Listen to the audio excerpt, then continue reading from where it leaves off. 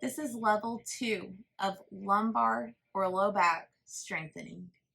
I do not want you beginning this video until you have mastered the first video. The easiest position is on your stomach.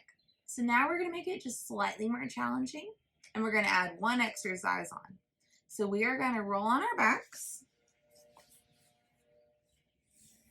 with your knees bent in a position that is comfortable.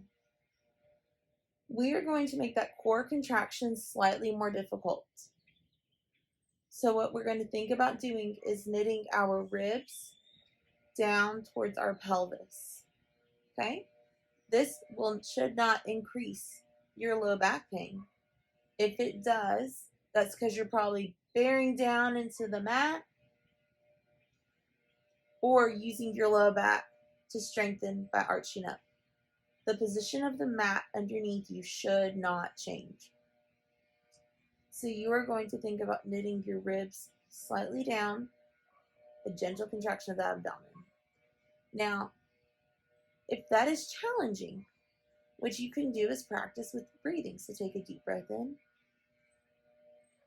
and then out. At the end of that breath, that's a good contraction of your transverse abdominus. So if you need to time it with your breathing, you can. We'll do 10 of those, okay? So just in and out. Hold. And relax. And again. And relax. Knit those ribs down. Creating a gentle tension here. The pressure on the mat of your low back does not change. Relax. We'll do 2 more. And then relax. And we'll do 1 more. And relax. Great. Now what we're going to do is practice controlling our glutes again without using our hamstrings or our low back. So the pressure of the mat beneath your back should not change, and your hamstrings should not move, your legs should not move. You're just going to do a gentle tightening of your glutes, and then relax. Now if that causes pain anywhere, that's because you're contracting too much. Gentle contraction of the glutes, and then relax. That was 2. We're going to do 3 more. Gentle contraction, and then relax. Gentle contraction of the glutes, and then relax. 1 more. And relax. All right, now we're going to start building things on top of each other, okay? Above your belly button is not going to move.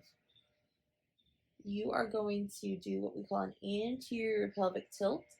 So you are going to let just this space right here in your low back arch up as if I'm going to let my hands underneath, but my bottom stays on the mat. My rib cage stays on the mat. There's just a little bit of space right here. And then I am going to round my back down back to neutral. And then I'm going to round my pelvis backwards. My bottom is still on the mat. I'm not lifting up. And I'm not pushing my chest down into the mat. The only thing moving is this section. So we're going to do it again. We're going to take this pelvis. We're going to let it go back to neutral. And then we're going to take the pelvis. We're going to rotate it forward. Again, my ribs are touching. My low back is not. I could fit my hand underneath here. My butt is still touching. Then what I'm going to do is just tilt my pelvis back. So only my low back is now pushing down into my hands. Again, the chest is not moving. The feet and legs are not moving. The butt is still on the ground. Tilt forward so there's space for me to remove my hands. And then tilt back as if my hands were to be squished. That's 3. We're going to do 10. Back to neutral. And then up. back to neutral, back to posterior tilt. Neutral, anterior tilt. Neutral, posterior tilt. Something that is important to note, I want you going through a pain-free range. So if you can only go through part of this, that is okay. We're going to go through a range that you can without pain. Anterior tilt,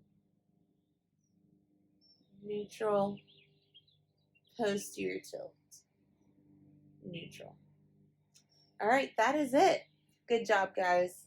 We will see you for lesson 3 after you have mastered lesson 2.